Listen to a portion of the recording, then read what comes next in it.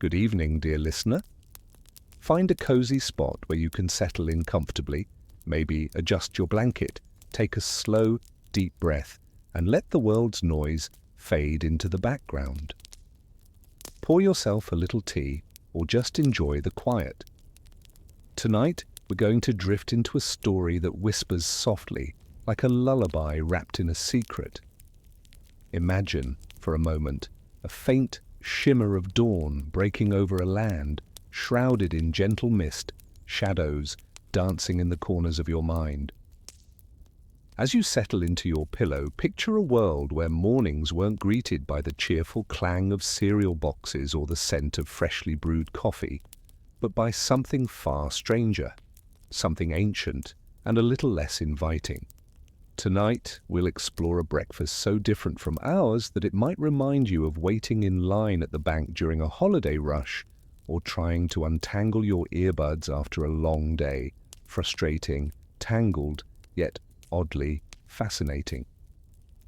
It's a world where the air is thick with mystery and each morning begins with rituals that feel like whispers from a distant time, almost like shadows flickering just out of reach.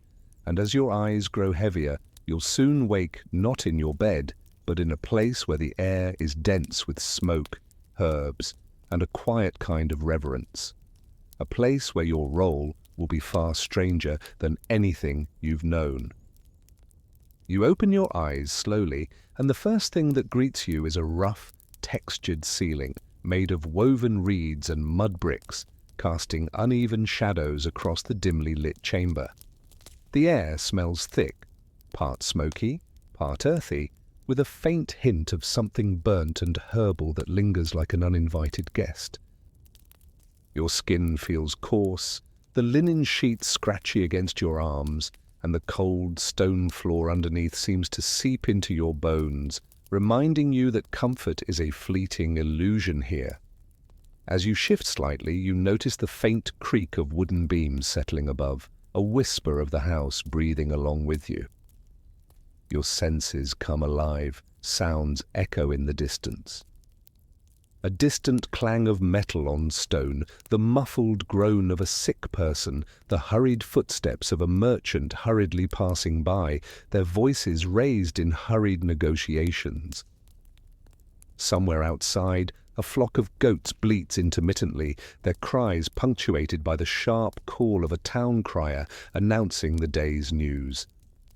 An animal's snort, the clang of a bell, and the faint chant of prayers from a nearby temple weave a tapestry of life that feels both bustling and oddly distant. The air is thick with odors, smoke from a nearby fire, the sharp tang of vinegar used to preserve meats, and a lingering scent of burnt herbs that seem to cling stubbornly to every surface. You might even catch the faint aroma of stale sweat from the workers in the marketplace or the pungent odor of spoiled fish left out too long. It's not the fresh, clean scent of your morning coffee. No, it's a jumble of smells that make your nose twitch and remind you of how different this world is from the sanitized mornings you know. Your fingers brush against rough, coarse fabrics, linen that's scratchy and stiff, more like sandpaper than the soft cotton of modern pajamas. When you try to sit up, a sharp chill runs up your spine, forcing you to wrap yourself tighter in the coarse blankets. You reach for a cup of water nearby, turbid and tepid, with an earthy taste that leaves your tongue dry and craving something more familiar. You might even notice a stale piece of bread, tough and crumbly, lying on a rough clay plate. Drinking that water feels like biting into a piece of history, an experience that makes your modern mornings seem like a luxury. As you sit up, a sense of bewilderment creeps in. This isn't the cozy, predictable start to your day. No sleek alarm clock, no steaming mug of coffee, no soft light filtering through curtains. Instead, you're immersed in a world where comfort is scarce and survival depends on things more primitive and less forgiving, where mornings begin with the clatter of a marketplace, the scent of smoke and herbs, and the weight of centuries pressing down on your shoulders. You glance around and realize the room is part of a bustling village scene. Outside, people move with purpose, farmers tending to their fields, children running barefoot, their laughter mixing with the chatter of merchants hawking their wares. Men and women wear simple, linen garments, some with colourful sashes or beads, while others are covered in dust and sweat from a day's labour.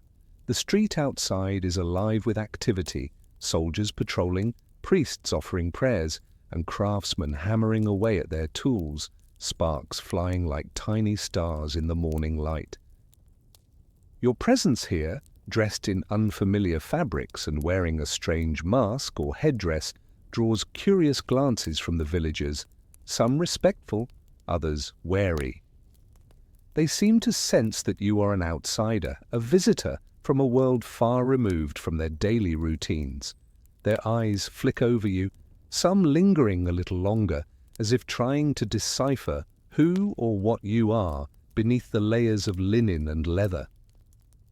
And as you take in this scene, the rough textures, the layered sounds, the smoky air, it begins to dawn on you. You're not just waking up in a different place, but in a different time altogether.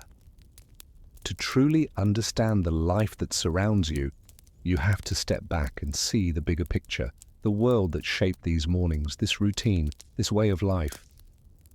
Because the story of this place isn't just about a single day or a simple breakfast, it's woven into the very fabric of a civilization that thrived long before your modern cereal box was ever imagined. You've woken up in ancient Egypt, a civilization that's been shaping history for thousands of years, roughly around the period of the New Kingdom, perhaps during the reign of Ramses II, or a similar era when the empire's power was at its peak, roughly the 13th century BCE. It's a time when the land is rich with stories of gods, mummies, and monumental temples, and every day feels like a carefully woven piece of a grand divine puzzle. Imagine the society as a layered cake. At the top, the nobles and priests, draped in fine linen and gold, holding the real power, interpreting the will of the gods, and ruling with a mixture of divine right and political cunning. Beneath them, the scribes and artisans, busy carving hieroglyphs and making jewelry that gleams brighter than the midday sun.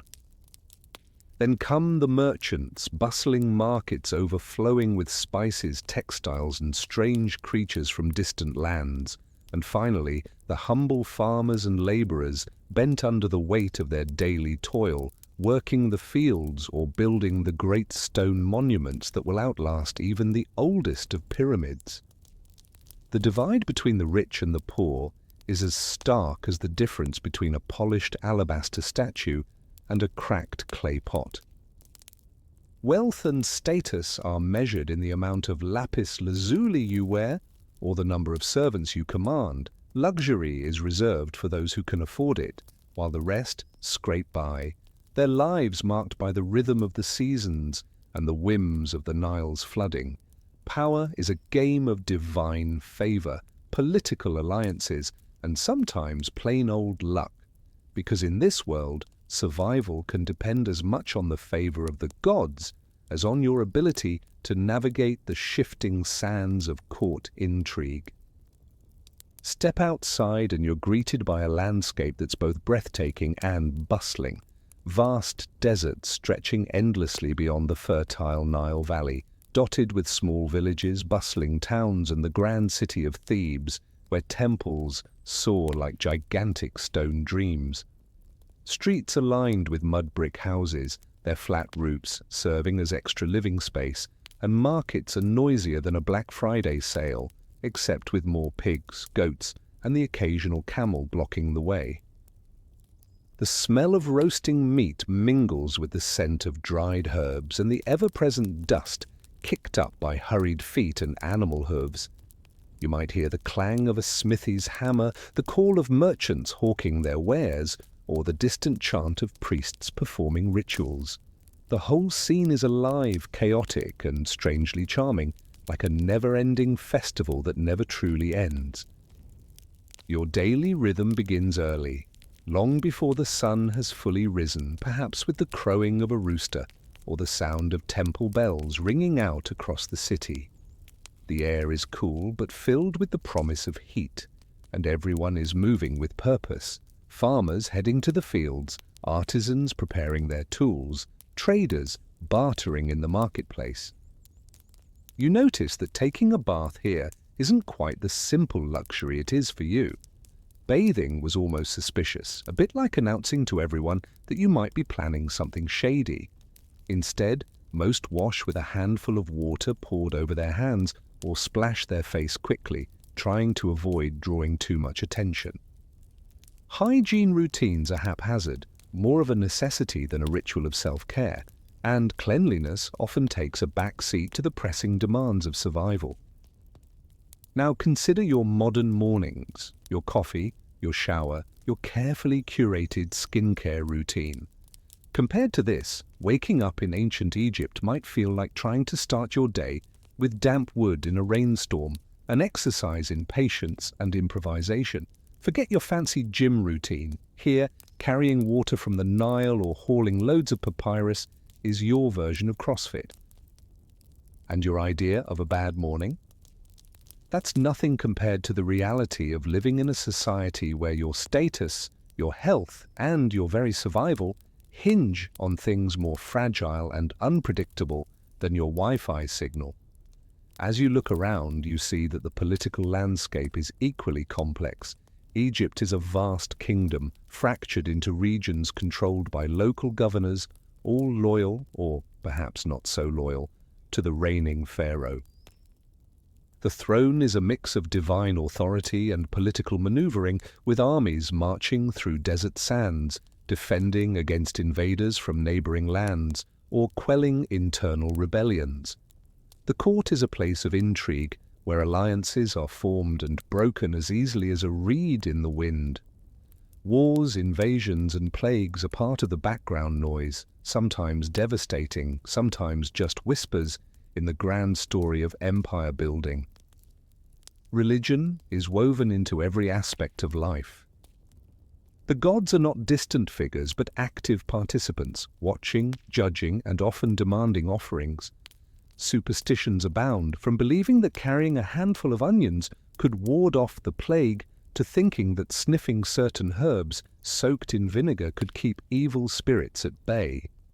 Masks and amulets are common, not just for ceremonies, but as everyday protection, an early form of what you might jokingly call medieval face masks, but with a divine twist. As you settle into this world with its endless sands, bustling markets, and divine rituals, you begin to realize this is a civilization built on faith, power, and survival, a world where even breakfast was a ritual far removed from your cereal box and milk carton. And as your mind drifts deeper into the fabric of this ancient society, it's clear that understanding the rituals of their mornings can tell you more than you might think about what they valued, feared, and hoped for. But for now, as you prepare to explore the intricacies of their daily lives, remember, this is only the beginning of a story that spans thousands of years, a story where even breakfast itself was a testament to the enduring complexity of human life. The air is cool and thick with the scent of smoke from the nearby hearth, where a small fire crackles softly, its aroma mingling with the faint smell of damp clay and dried herbs. Your bed is nothing more than a mat made of woven reeds or stiff animal hides, and as you stretch, you feel the coarse texture of the linen blanket against your skin, more like rough burlap than the silky sheets you might be used to. You sit up slowly, feeling the stiffness in your joints, and reach for the small basin of water placed nearby, a shallow wooden bowl, darkened and scarred from years of use. You dip your hands into the cold water, the sensation sharp against your skin, and splash some onto your face, trying to wash away the sleep and dust. It's a simple act, but here it's also a ritual of sorts, performed with a sense of necessity rather than pleasure. No fragrant soap or modern cleanser, just water, plain and unadorned, with perhaps a handful of dried herbs or a pinch of salt to help mask the smell of unwashed skin. Forget your 10-step skincare routine. Here, survival means splashing some water on your face and hoping the smell doesn't scare the neighbors away. As you wipe your face with a rough linen cloth, you notice the small collection of objects on a nearby shelf. A jar of sour wine, a bundle of dried mint, and a few amulets carved from faience or stone. Tiny talismans meant to ward off illness or evil spirits. You might think about how strange it is that they believe a simple charm can keep the plague at bay, but then again, your modern hand sanitizer now seems equally mysterious. In this world, cleanliness isn't just about looking fresh, it's about appeasing the gods, or so they say. Bathing, for most, is a rare event, more of a suspicious activity than a daily routine, almost like announcing to everyone that you might be up to something sneaky. Most people wash quickly in a basin, splash water on their face, and then wrap themselves in a coarse linen wrap that feels stiff and scratchy against your skin, like being hugged by a very uncomfortable hedgehog.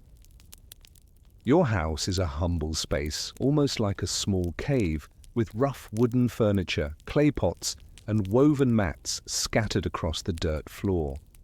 The walls are dark with smoke residue, and the entire place smells of burning wood, dampness, and the lingering scent of dried herbs.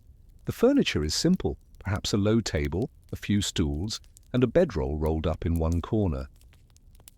The sounds of the home are gentle but constant, the crackle of the fire, the creak of the wooden beams, and the occasional drip of water from a leaky roof during the rainy season. Rags and animal pelts hang from hooks, and the coarse, woven fabric of your clothing brushes against your skin with every movement. The textures are unyielding, the fabrics heavy and itchy, more like being wrapped in a rough blanket than the soft, breathable clothes you might wear today. Speaking of clothing, your garments are heavy linen, designed more to protect you from the sun and dust than to make you feel comfortable. A simple tunic, loose and flowing, with a sash tied around your waist, and a pair of sandals made from woven reeds or cured leather. The shoes are stiff and unforgiving, and walking in them makes your feet ache after a few hours, more like wearing tiny, uncomfortable bricks than the soft sneakers of your modern life. You might notice a few itchy spots on your skin where the fabric rubs against you, or a slight chill from the breeze that sneaks through the cracks in the walls. Your body protests, and you wonder whether you'd prefer a scratchy sweater over these stiff clothes. But here, discomfort is just part of the daily routine, a small price to pay for the protection they offer from the relentless sun and the dirt. Now you're hungry. The first meal of the day is simple, hard bread, cracked and dry, with a piece of aged cheese that smells like it's been sitting in the sun a little too long.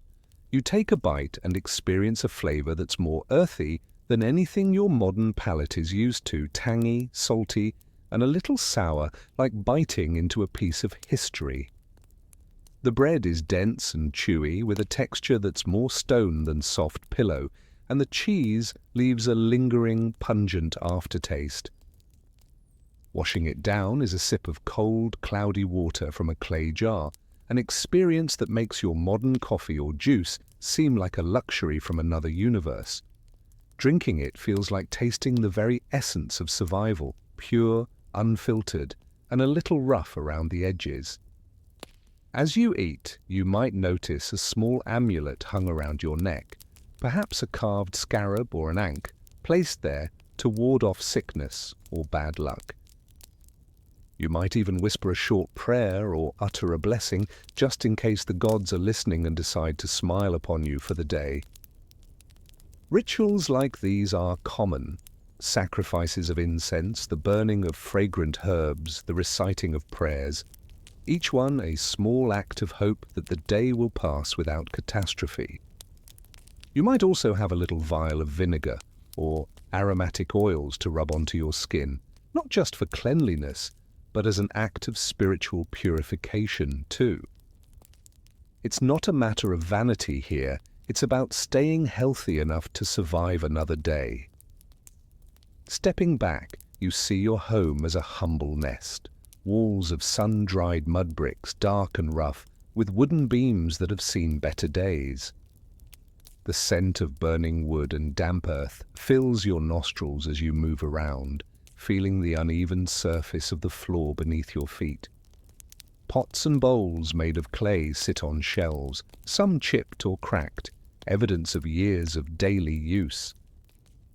The textures are coarse, rough fabrics, uneven stone surfaces, splintered wood, and every sound from the scratching of your finger on a worn wooden spoon to the distant clatter of cooking adds to the symphony of daily life.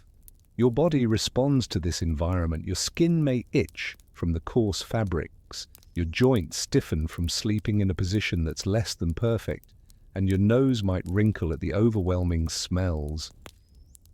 Your clothes, heavy and itchy, feel more like a second skin, and every movement reminds you that comfort here is a luxury you can't always afford. If you're used to the soft, breathable fabrics, the rough linen and thick wool might seem like hugging a hedgehog, more prickly than cozy. But it's what keeps you safe from the relentless sun and the dusty air. And then there's your morning routine, so simple, yet so vital. You splash water on your face from a clay basin, trying to shake off the sleep and dust, knowing that tomorrow's chores wait just beyond your door. A quick rinse, a breath of scented herbs, maybe mint or cedar to mask the smell of unwashed skin, and you're ready to face the day. Your face might feel sticky or stiff, your hair tangled with dirt and sweat, but that's normal here. Forget your elaborate skincare routines. Here, it's a matter of necessity, not vanity. Survival means embracing the roughness, the discomfort, and the strange beauty of a morning that's as ancient as the stones you walk upon. This is your world, simple, rugged, and unpretentious, yet filled with the quiet rituals that keep life moving forward. And as you prepare to step outside to face the bustling streets, the noisy markets, and the unpredictable demands of the day, remember, even in this rough and tumble existence, there's a rhythm, a purpose, and perhaps even a strange sort of comfort in the familiarity of these ancient routines. You step out of the modest shelter of your home, leaving behind the familiar roughness of your personal space, its earthen walls, the faint aroma of burnt herbs, and the uneven, dusty floor beneath your feet. As you move into the open air, a sharp gust of dry wind greets you, carrying with it the scent of the bustling city or village beyond. The sky is a clear, relentless blue, and the sun is already climbing high, casting long, stark shadows across the uneven, sun-baked stones and patches of mud. The ground beneath your sandals crunches softly, dirt mixed with dust, hardened by countless footsteps, with occasional patches of dampness where the Nile's floodwaters once receded. You're already dressed for your role, wearing your simple linen cloak, a sturdy leather satchel slung over your shoulder, and your mask with the long beak, ready for the day's work. The mask's feathers flutter slightly in the breeze, and the scent of dried herbs tucked inside it faintly wafts up, a reminder of the rituals that keep you safe. As you stride into the heart of the community, you notice the movement around you. People going about their daily routines, some hurried, others leisurely. Children scamper past, their bare feet kicking up little clouds of dust, their eyes wide with curiosity and a hint of fear. Traders shout their prices in a cacophony of voices, hawking fabrics, grains and livestock. Men and women in their simple tunics and skirts exchange goods, barter, or prepare for the day's chores. The marketplace is a riot of colours, bright dyes on cloth, gleaming metal trinkets, and the vivid green of fresh herbs piled high on stalls. The entire scene buzzes with life, a kind of organised chaos that's been ongoing for centuries, like a busy airport more chaotic than your rush hour, but with fewer traffic jams and more camels. You move through this scene with purpose, your role clear, whether you're inspecting the sick, tending to wounds, or distributing herbs, marked by your presence, your mask, and your tools. Your shoes, simple leather sandals, make a soft, squeaking sound as you walk, the rough soles gripping the uneven stones. The feeling of the coarse leather against your skin is familiar, a constant reminder that comfort was never part of this life. The air is filled with a medley of smells, spiced incense from a nearby shrine, the sour tang of fermented bread, the pungent aroma of dried fish, and the faint, ever-present scent of sweat and dust. It's a sensory overload, and you breathe it all in, knowing each smell is part of the rhythm that sustains this society. Your hands are often busy, holding a scroll, examining a patient, adjusting your mask, or carefully placing amulets around the neck of a child or an elder as part of a ritual to ward off evil spirits.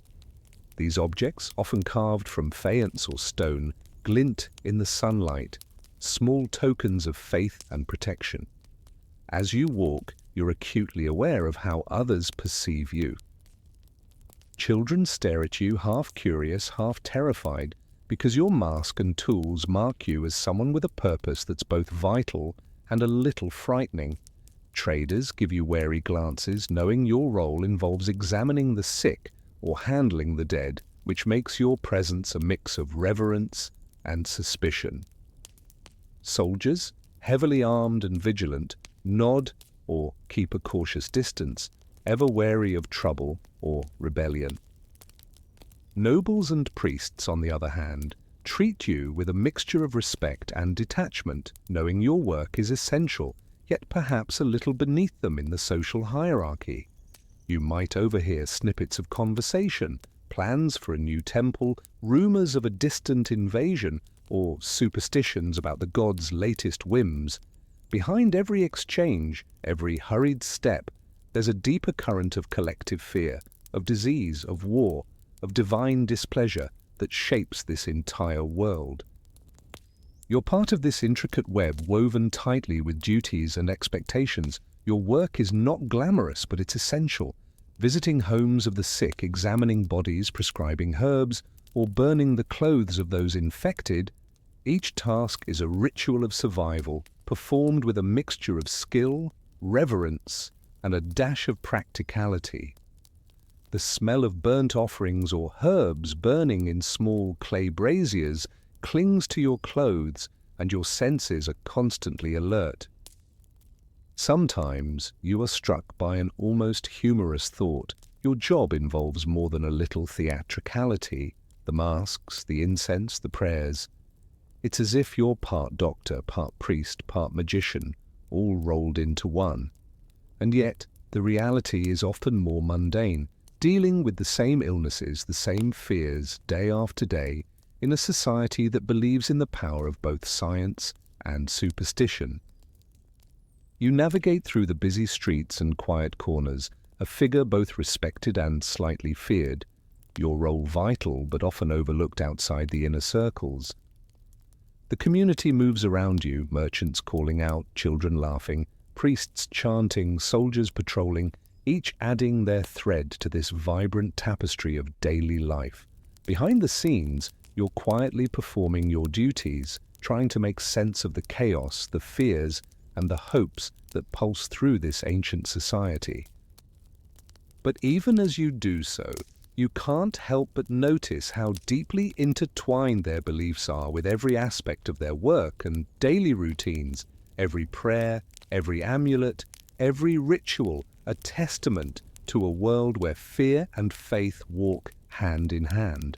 And as the day unfolds, you realize that your role here isn't just about medicine or hygiene, it's about holding together a fragile society that's constantly balancing on the edge of chaos, faith, and survival.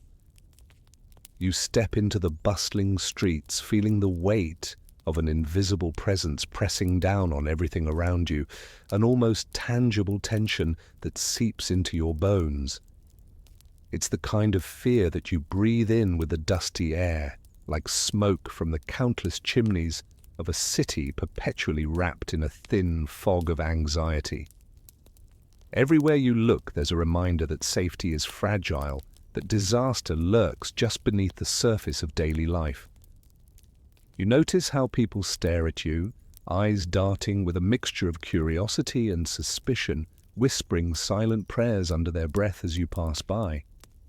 The sense of dread isn't just in individual hearts, it's woven into the very fabric of the city. Churches are packed, their walls thick with the scent of incense and wax, the air heavy with the murmur of prayers and the flickering glow of countless candles. The bells toll softly in the background, their sound carrying across the streets, sometimes signaling a funeral procession, sometimes a warning of divine punishment. The silence in the narrow alleys feels almost oppressive, broken only by the distant clang of a bell or the hurried steps of someone rushing to escape a rumor of divine wrath. You feel it in the way the community clings tightly to its faith, clutching their rosaries as if they were life jackets in a storm. Before every task, people cross themselves, mumbling prayers as if to ward off not just evil spirits, but the very air itself, contaminated by invisible miasmas, the deadly vapors that everyone believes infect the lungs and spread disease faster than any sword or arrow. Everyday life is saturated with religious routines, chants, processions, and offerings that seem to serve as armor against the chaos of the unknown. Women and men walk through the streets carrying amulets, tiny charms carved from stone or bone, believed to ward off spirits or evil eyes. Some carry sprigs of herbs, garlic, rue, or sage, tied together or tucked into their belts, as if these simple plants could somehow push back the dark forces lurking in the shadows. Others wear symbols painted or carved onto their skin, images of gods and protective spirits, believing that divine power flows through these images, sealing them against the unseen threats. In the marketplaces, you see vendors selling small bottles of fragrant oils, their labels promising protection against the plague or bad luck. It's the medieval version of essential oils, except with a slightly higher chance of accidental poisoning, yet everyone clings to these remedies just as they clutch their beliefs, hoping to escape the invisible, deadly grip of pestilence. You might chuckle at the absurdity, but it's all part of the fabric of their world. The fear here is as pervasive as the smoke from 100 chimneys, breathed in whether you want to or not, coloring every breath and every thought. The collective anxiety isn't just about disease, it's about the divine wrath that could descend at any moment. People tell stories of how the gods punish mortals for their sins, floods, plagues, fires, and how these punishments aren't random but carefully calculated, delivered by the hand of divine justice. The community lives in a constant state of heightened alert, eyes scanning the skies for signs, an unusual eclipse, a strange animal's cry, a sudden increase in illness that could be portents of catastrophe. And just as fear unites people, it also divides. Accusations fly quickly. Someone is blamed for bringing the pestilence, perhaps a foreigner, a heretic, or even a neighbor who showed signs of illness too late. Courts and public gatherings become arenas of suspicion, where accusations of witchcraft or sacrilege can lead to lynchings or forced confessions. People whisper about curses and evil spirits, believing that malevolent forces can seep into your bones through the air, the water, or even the very stones of the city. The fear of the other, those believed to harbor spirits or be possessed, further fuels paranoia. You may witness a community in turmoil with mobs chasing suspected witches or heretics, their shouts echoing through the streets, the smell of burnt offerings lingering in the air.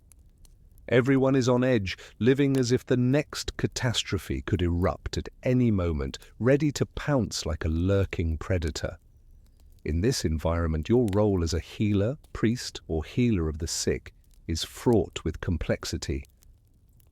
The community's trust in you can shift like the wind. Sometimes you're seen as a divine messenger, a conduit of the god's will, and other times as a possible accomplice to the chaos, a carrier of the disease, or a false prophet trying to profit from fear. You sense the wary glances, the subtle gestures of suspicion. When you pass through a crowd, some whisper prayers for your protection, others eye you with doubt, wondering if your charms are truly effective or if you're just another mortal caught in the web of divine displeasure. Children clutch their mothers tighter when you approach, their small faces filled with a mixture of awe and terror. Elders nod solemnly, clutching their amulets and murmuring incantations, as if these small acts could sway the gods or banish the unseen monsters. There are odd beliefs that seem almost surreal, like the idea that carrying a dead toad in your pocket could ward off the plague, or that whipping yourself in the streets might earn divine mercy. It's the medieval version of essential oils, except with a slightly higher chance of accidental blood loss or infection. Some believed that the mere act of spitting on a cursed object could break its evil spell, while others thought repeating a certain chant could make spirits retreat. These rituals, bizarre as they seem from a modern perspective, are woven into daily life, part of the armor against the chaos that threatens to consume them. And yet, amidst all this fear, there's a strange sense of camaraderie. People unite in their shared anxieties, their collective hope that faith and ritual might protect them from the worst. They find comfort in their community, the priest's voice rising in prayer, the family's quiet acts of devotion, the communal processions winding through the streets with banners and incense. In some ways, their fears forge bonds, fragile, human, and surprisingly resilient. You might observe a family huddled together, clutching relics and whispering prayers, their faces turned toward the heavens as if beseeching the gods directly. Or see a group of villagers gathering around a healer, seeking reassurance and protection through charms, rituals, and perhaps a little humor to ease the tension. But even in a world heavy with fear, there's an undeniable thread of hope, an unspoken belief that divine power and human faith can push back the darkness, even if only for a little while. You recognize that your presence, your prayers, your rituals are part of this delicate dance, balancing on the edge of chaos while clinging to the fragile hope that the gods are watching, listening, and perhaps, just perhaps, forgiving.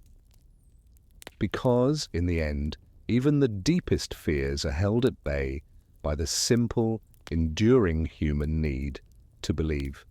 Believe that the darkness isn't absolute, that the light can still shine through, and that the prayers, charms, and rituals are more than just superstitions. They're lifelines in a world trembling on the brink. Despite the ever-present shadow of fear and the grind of daily survival, you notice how people lean on each other, not just for bread or warmth, but for the kind of comfort that only another heartbeat nearby can bring. It's a subtle but powerful reminder that even in the harshest of times, human connection remains a vital lifeline woven into the very fabric of this society. You see neighbors exchanging small favors, sharing a piece of bread, helping carry a heavy load, whispering advice or condolences in hushed tones. These gestures are small, yet they carry the weight of a collective resilience, a fragile glue holding communities together in the face of relentless hardship. In this world, family life is a tapestry of intertwined relationships. Forget your Netflix family drama. Here, your cousin might literally sleep on the floor 2 feet away from you every single night because space is limited and safety is paramount. Grandparents sit by the fire telling stories, their voices thick with nostalgia and worry, while children scamper around, their laughter ringing through the cramped, smoky rooms. The household is a small universe, an intricate web of obligations and supports. Family members rely on each other for protection, emotional comfort, and survival. But those same bonds can feel like a prison, trapping you in endless duties, tending to the sick, managing the chores, fulfilling the expectations of elders. Every shared meal, every nighttime arrangement reinforces both the warmth of kinship and the weight of obligation. Meanwhile, friendships, if you can call them that, are built in moments of shared hardship. You might see neighbors helping with chores, exchanging advice in whispers across the alley, passing around a small bowl of stew, or offering a hand during a tense dispute over land or livestock. These gestures forge bonds that are as fragile as they are vital, especially in times of plague or famine when trust is a scarce commodity. Suspicion and suspicion's cousin, envy, lurk just beneath the surface, making every act of kindness a calculated risk. You notice how a neighbor's smile might hide a secret grudge, or how a whispered conversation could be about someone's latest misfortune, a theft, a curse, or worse. It's a delicate dance of loyalty and betrayal, played out in the shadows of communal life. And love, if you can call it that in a world so brutal, is often a quiet, secret affair. Lovers exchange furtive glances across crowded markets, their hearts pounding with hope or fear. Promises of marriage are made with solemn nods beneath the watchful eyes of elders and gods, often sealed with a small gift or a discreet touch. Maybe they meet in hidden corners where the smell of incense still lingers from morning prayers, or in the hush of night when the city's noise softens into a gentle hum. Your own heart might flutter with the possibility of romance, or perhaps be weighed down by the impossibility of it, bound by social expectations, arranged marriages, or the ever-present threat of disease. Humor lightens the atmosphere, even if only slightly. Tinder swipes? Here, it's a glance across a smoky tavern, and maybe the promise of a dance if the fiddle doesn't break. True love in this world is less about swipes and more about stolen moments, carefully concealed behind veils, masks, or the flickering shadows of a festival. The social hierarchy shapes all these relationships, often as rigid as the stone walls of the temples. Nobles and priests enjoy a different kind of connection, more formal, more distant, yet still deeply rooted in mutual obligation. A noble might give a gift to a priest expecting divine favor in return, while a peasant might kneel in the dust whispering prayers for protection, knowing that their place in this web is dictated more by birth than by choice.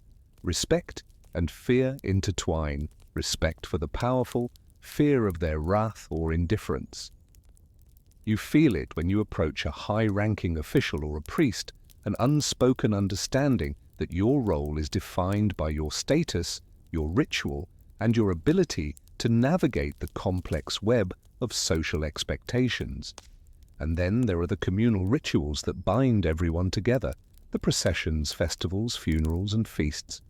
You can smell the rich aroma of bread baked fresh that morning, hear the rhythmic beating of drums, see the vibrant colors of banners fluttering in the breeze. People dress in their finest garments, brightly woven tunics, shimmering jewelry, headdresses adorned with feathers or beads, and gather in the open courtyards or along the riverbanks. As they sing and dance, your senses are overwhelmed, the taste of sweet wine lingering on your tongue, the feel of cool stone beneath your feet, the scent of incense rising in spirals, filling the air with a sense of sacredness. You might find yourself participating, clapping along to a melody, exchanging a smile with a stranger, or simply observing the intricate tapestry of human connection unfolding before you. But not all bonds are harmonious. Rivalries simmer beneath the surface, disputes over land, accusations of witchcraft, jealousies that bubble over during crowded markets or village gatherings. Sometimes a heated argument erupts over a stolen goat or a disputed inheritance, and what begins as a petty squabble can escalate into accusations of curses or black magic. Public punishments become community spectacles where justice and entertainment blend into a bizarre form of social theatre, like reality TV in medieval times with shouts, shaming, and sometimes an unfortunate goat's sacrifice. These tensions remind you that even in a society united by fear and faith, human nature's darker side is never far away. Your role in all this is both delicate and complex. As a healer, priest, or community figure, you are a symbol of hope and fear. Some see you as a divine conduit, a blessing in times of trouble. Others view you with suspicion, wondering if your prayers or charms are just clever tricks or if you're secretly stirring unrest. You catch the whispers, some in admiration, others in suspicion, as you pass through the crowded streets. Children shy away, clutching their mothers' skirts, while elders nod solemnly, clutching their amulets tighter. You might hear a neighbor muttering, "He's the one who can keep the spirits at bay," or perhaps invite them in, with a half smile or a wary glare. Curious and bizarre beliefs also color these social ties. In some villages, people believed that sneezing during a wedding was a sign of good luck, unless it was a curse, depending entirely on which grandmother you asked. Others thought that if you carried a dead toad in your pocket, it would ward off the plague, an idea that sounds more like a potion gone wrong than a serious remedy. Public punishments like flogging or forced confessions weren't just acts of justice but community spectacles, half justice, half twisted entertainment, like an ancient version of reality TV where everyone watched, judged, and sometimes learned a lesson they'd never forget. And behind all the rituals, the shared meals, the festivals, and the tense rivalries, there's a simple truth. These bonds, fragile as they are what keep life moving forward. Despite the fear, despite the danger, people cling to each other, sometimes with tears, sometimes with laughter, always with hope. Because in this ancient world, human connection isn't just a source of comfort, it's the thing that makes survival possible. And as you stand amid this web of relationships, you realize that even in the face of chaos, the deepest human need, the need to belong, to be loved, to be remembered, remains unshaken. That's what ties them all together, what keeps the flickering flame of life alive amid the darkness. And perhaps in some quiet way, it's the same for you. The air is filled with a medley of scents, faintly sour yeast from the bread, the earthy aroma of unwashed hands, a hint of smoky herbs, and the distant, comforting smell of cooking fat.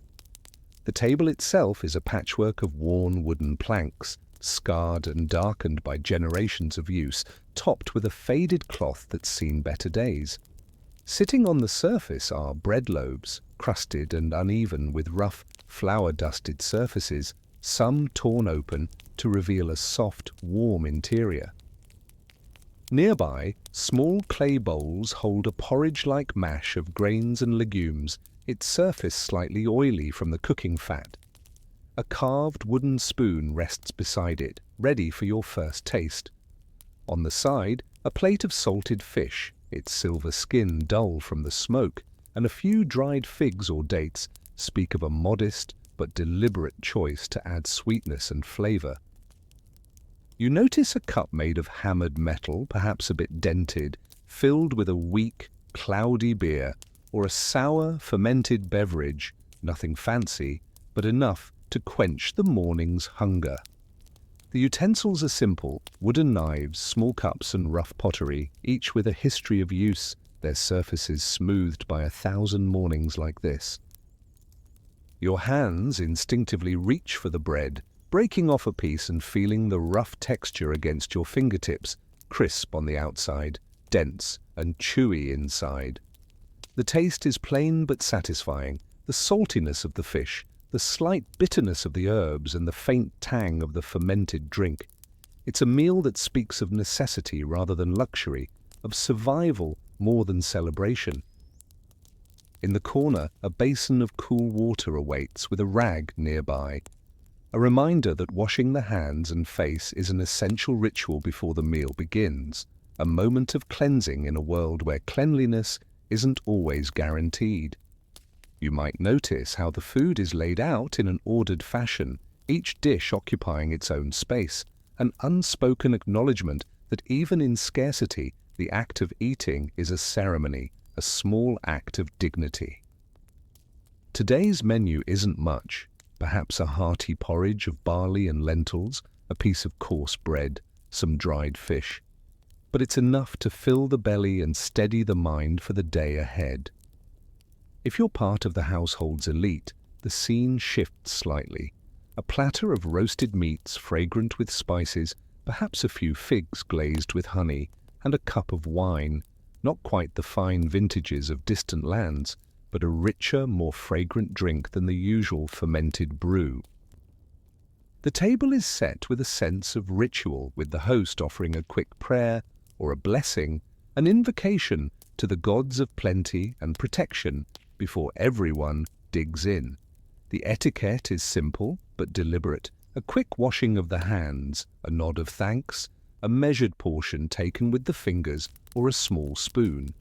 No cutlery beyond a knife or a scoop, just the bare essentials, because in this world, the act of eating is as much about community as sustenance. And yet, even amid this modest scene, there's an underlying tension, the hunger that sharpens every sense, the awareness that today's meal could be the last, or that scarcity might strike again at any moment. The food is humble, but it's a precious gift, an act of defiance against the harshness outside these walls. As you take your first bite, the flavors are simple but honest, grainy, salty, with a hint of bitterness from the herbs, reminding you that in this world, life is sustained by the small, shared acts of nourishment. The bread, the fish, the brew, they are more than just food. They are symbols of resilience, of community's quiet strength. After the meal, the table empties and the day's rhythm resumes: work, chores, and the constant search for more. But in this moment, the act of sitting together, breaking bread, and sharing the humble bounty is a small rebellion against chaos, a reminder that life, however fragile, is worth savoring. And as the shadows lengthen and the sun begins to lower, the community gathers again, not just around their work or worries, but around the simple, sacred act of life at the table. Because after all, it's at the table that bonds are strengthened, stories are exchanged, and the world's hardships momentarily fade into memory. And when the last crumbs are swept away, and the last sip of sour wine is finished, the city breathes out, ready to face the night with hopes renewed until tomorrow's meal, a new chapter in the ongoing story of survival. The world outside breathes a different rhythm. Shadows stretch long across the uneven cobblestones. Flickering lanterns cast a soft, uneven glow, and somewhere in the distance, a distant melody rises like a gentle wave. The air is tinged with the scent of warm beer, damp wood, and a faint sweetness from roasted grains, an aroma that mingles with the earthy smell of moss and the subtle sting of burnt herbs. As you walk into the street, you notice the faint hum of life, a tapestry woven with quiet laughter, hurried footsteps, and the muffled sounds of distant festivities. Ahead, the tavern beckons, its rough wooden facade darkened by age, its sign swinging gently in the breeze. Inside, the space is dense with the smell of fermented ale and the warmth of a crackling fire. Long benches, worn and scarred, host groups of revelers, some with broad smiles, others lost in whispered stories. You can see a game of dice on a battered table, the pieces made of bone or ivory, tumbling like promises of luck. Yet more often than not, they fall as unpredictably as the bills at the end of the month. The dice bounce and rattle, their sharp edges clattering softly in the quiet, as if echoing the uncertain hopes of those who roll them. The players exchange glances, some eager, some resigned. Each throw a small gamble against the darkness outside, a fleeting hope that luck might favor them tonight. A nearby musician plucks at a lute, its strings vibrating with a mellow tune, simple, yet compelling enough to make toes tap and shoulders sway. A Rebecca, a flute, and drums join in a spontaneous chorus, their sounds weaving through the smoky air, inviting everyone into a circle. You find yourself caught in the rhythm, your feet moving in a simple, unthinking dance, boots marking time in syncopation with the tambourine's beat. Sweat beads on your brow, not from exertion alone, but from the shared warmth, the collective pulse of joy and trepidation. The dance challenges the night's silence, a small act of defiance against the shadows that stretch beyond the flickering candles. Across the street, a makeshift stage is alive with a different kind of spectacle, an improvised morality play. The actors, dressed in rough fabrics and painted masks, enact stories of saints and sinners, of miracles and moral lessons. Their voices rise and fall, sometimes reverent, sometimes humorous, as the gathered crowd watches with a mixture of rapt silence and chuckles. Children giggle at the exaggerated gestures, while elders nod sagely, caught in the familiar rhythm of tradition. The play's air is thick with the scent of wax candles and crushed herbs, the flickering flame casting shadows that dance along with the actors' exaggerated movements.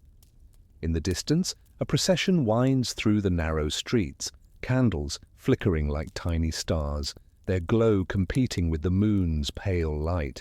They carry images of saints or religious relics, their steps slow and deliberate, as if trying to hold on to the divine amidst the chaos of mortal life.